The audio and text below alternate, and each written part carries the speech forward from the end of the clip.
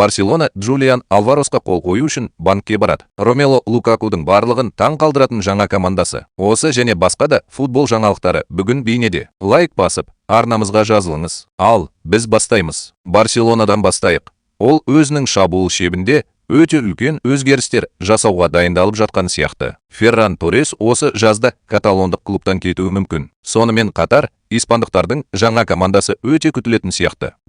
Сіз өзіңіздің жеңімпазыңызды қайдан іздеу керектігін білесіз. Мионда Депортиво басылымының хабарлауынша, париждіктер Ферранмен жеке келісімшарт талаптарын келісіп қойған. Енді бәрі париждіктердің Барселонамен трансфер сомасы туралы келісе алатынына ғана байланысты. Шынымды айтсам, бізге каталондықтар мұндай жағдайда Торресті жіберіп алуы әбден мүмкін сияқты. Сен үшін ойнағысы келмейтін футболшыны ұстап тұру ақымақтық. Әсіресе ол үшін қомақты ақша алып, оны бірден құрамды күшейтуге жұмсауға болатын болса. Ал Барселонаға күшейту өте қажет. Каталондықтардың басты мақсаты Джулиан Алварес. Баспасөздің хабарлауынша, жақын арада Барселона өзінің шабуылшысы үшін Атлетикке 120 миллион еуро көлемінде жаңа ұсыныс жасамақшы. Яғни, мұндағы схема мүмкіндігінше қарапайым. Барса Ферраноны сатады. Ол үшін ақша алады. Үстіне тағы 1,80 қосады және Мадрид клубының басшылығына барады. Бұл қағазда әдемі естіледі. Бірақ бұл мәмілені жабу мүмкін бе, жоқ па, бұл үлкен мәселе. Мәселе мынада, жақында Атлетико Мадридтің бас бапкері Джулиан Алварестің Мадрид клубында қалатынын ашық айтты. Журналистердің біріне берген сұхбатында Диего келесі сөздерді айтты. Жағдай барынша түсінікті. Клуб өз шешімін қабылдады және спорт тұрғысынан біз Хула сияқты ойыншының болғанына қуаныштымыз. Біз оның өсуіне және дамуына көмектесуді жалғастырамыз. Жағдай өте қиын. Яғни, жеңіл Атлетико әзірге өзінің басты жұлдызын алып, жіберетін клубқа ұқсамайды. Сондықтан, егер Алварестің трансфері шынымен бұзылса, Барселонаның резервтік нұсқасы болу керек. Және инсайдерлердің айтуынша, бұл резервтік нұсқа бар. Және бұл Маркус Решфорд. Өткен маусымды каталондық клубта жалға алған шабуылшы Барселонаға тұрақты негізде оралуы мүмкін. Егер Ферран кетіп қалса және Алвареспен келісімге келе алмаса, каталондықтар Решфордпен бұрыннан дәлелденген нұсқаға жүгіне алады. Сонымен бірге, Манчестер Юнайтедтің ірі инсайдері хабарлағандай, мұндай жағдайда Барселона классикалық таза тоғыздыққа мүлдем ставка жасамауы мүмкін, бірақ шабуылда ойыншылардың позицияларының үнемі өзгеруін қолдануы мүмкін. Шынымды айтсам, Алварестің трансфері бұзылған жағдайда бұл өте қисынды мәміле болады. Решфордтың құны каталондықтардың Торрес үшін алатын ақшасынан аз болатыны анық. Мұның тағы бір маңызды тұсы бар. Клубтан кетуге дайындалып жатқан Ферраннан айырмашылығы. Маркус шынымен де Барселонада ойнағысы келеді. Оның үстіне, ағылшынның Каталонияға толыққанды көшу үшін жалақысын айтарлықтай төмендетуге баруға дайын екені бұған дейін хабарланған болатын. Сондықтан опция әбден жұмыс істейді. Бірақ, әрине, қазір барлық назар Джулиан Алваресқа аударылады. Егер Барса үстелге 120 миллион еуро қоюға шынымен дайын болса, бұл келіссөздердің мүлдем басқа деңгейі. Шуақты Испаниядан біз күн шуақты Италияға көшеміз. Онда Кома трансферлік нарықты бұзуды жалғастыруда. Сеск Фабригас А сериясында жай ғана тыныш өмір сүргісі келмейтіні анық. Команда соңғы күндері бірден бірнеше жоғары профильді трансферлер жасады. Және шамасы олар мүлдем тоқтамайды. Челсиден Комаға түскен алғашқы Тревор Чалоба. Аударым сомасы 30 миллион еуроны және 6 миллион бонуспен пайызды құрады. Болашақ сатылымнан. Яғни, Кома Англия құрамасының қорғаушысын алып, жаттықтырушының қарамағында тағы бір қызықты футболшыны алады. Фабригастың Шалобамен не істей алатынын көру өте қызықты.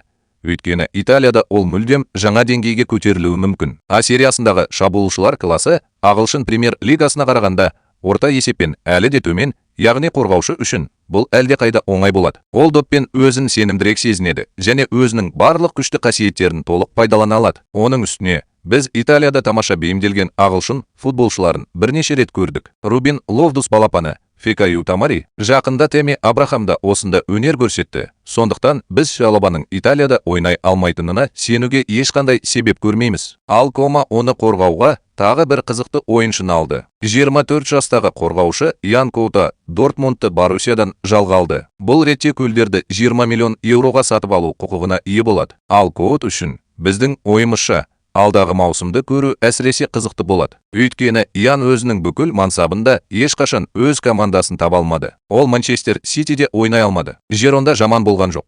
Содан кейін ол Дортмундқа көшіп, сол жерде апатқа ұшырады. Бірақ қазір оның қайта жүктеу мүмкіндігі бар. Мансап Италияда және футболды жақсы көретін жаттықтырушының басшылығымен, допты басқарумен, белсенді қапталдармен және көп қозғалыспен. Фабригас Коуттың стиліне өте жақсы сәйкес келетін сияқты. Сіз бұл футболшыны аша алатынын көрейік. Енді біз Неапольге көшеміз. Онда Наполе шамасы бар күшімен тырысады. Өткен маусымда футболшы мен клуб арасында белгілі бір келіспеушіліктер туындады, деп хабарлайды баспасөз хабарламалары. Неаполь осы жазда Лукаку өзінің мансабындағы ең жақсы футболын көрсеткен жаттықтырушы Антонио Контеден кеткеннен кейін трансфер ықтималдығы одан да жоғары болды. Бельгиялыққа деген қызығушылықты Мылс Тен Атланта Юнайтед көрсетеді. Келіссөздер жүріп жатқан сияқты және мәміле өте жақсы болуы мүмкін сияқты көрінді. Алайда кенеттен Фенербахче араласты. Түрік клубы бұған өте байсалды қарайтын сияқты. Фабрицио Романоның хабарлауынша, Наполе Фенербахченің 6 миллион долларлық бірінші ұсынысын қабылдамады. Сонымен бірге түрік клубы ойыншының өзін дәл соларға көшуге көндіріп қойған. Тіпті жеке келісім шарт талаптарын келіскен. Командалар арасындағы келіссөздер жалғасуда, егер Фенербахче соманы аздап арттырса, трансфер болуы мүмкін. Лукакудың Түркияға көшуі шынымен де болып жатқан сияқты. Бәрі, шынымды айтсам, Ромеоның мансабы осылай өрбігені өкінішті. Өйткені бельгиялықтың таланты әрқашан орасан зор болды. Бірақ үнемі жанжалдар, қақтығыстар және бір командадан екіншісіне шексіз ауысулар оған ешқашан өзі болуы мүмкін мәртебеде өз орнын алуға мүмкіндік бермеді. Ромео бір кездері әлемдік футболдағы ең жақсы шабуылшылардың бірі ретінде қабылданған болатын. Ал қазір біз оның Түркия чемпионатына ауысу мүмкіндігін талқылап жатырмыз. Міне, осындай футбол мансабы. Сонымен бірге, Наполе оны алмастыратын әлеуетті тауып алған сияқты. Міне, Англия премьер-лигасының футболшысы тағы да пайда болды. Фабрицио Романо Наполе Арсеналдан Габриэль Жезусқа қол қою туралы қызу келіссөздер жүргізіп жатқанын хабарлайды. Жақында Бразилия өкілдері мен Италия құрамасының басшылығы арасында алғашқы кездесу өтті. Сонымен бірге Арсенал тек толыққанды трансферді қарастыруға дайын. Лондондықтарды жалға алу мүмкіндігі көңіл көншітпейтін сияқты. Сонымен бірге басқа командалар да Жезусқа қызығушылық танытып отыр. Сондықтан бразилиялық үшін бәсекелестік болатыны сөзсіз. Бірақ бір қызығы, Наполе дәл қазір апыл шабуылшыларының белгілі бір топтамасын жинап жатқан клубқа ұқсай бастады. Алдымен Лукаку, содан кейін Расмус Хейлунд, енді Жезус. Неапольдің келесі шабуылшысы кім болатынын көрейік. Бірақ бір нәрсе анық. Италандықтардың осы жазда бос отырғысы келмейтіні анық. Бүгінге үзіліс жасап, сіздерге жаңа бейнебаян дайындап берейік. Әзірше Барселонаның жаңа шабуылшысы кім болады деп ойлайсыз? Джулиан Алваростың тағдыры қандай болады? Кома осы маусымда Италияда алтын үшін бәсекеге түсе ала ма? Ромео Лукаку ақыры қайда аяқталады? Біз міндетті түрде бәрін оқып, бәріне жауап береміз. Сіз сондай-ақ келесі нөмірде қандай аударымдарды талдауымыз керек екенін жаза аласыз. Ал бүгін біз қоштасамыз. Барлығына сәттілік, достар. Футболды жақсы көр, футбол көр, футболмен өмір сүр.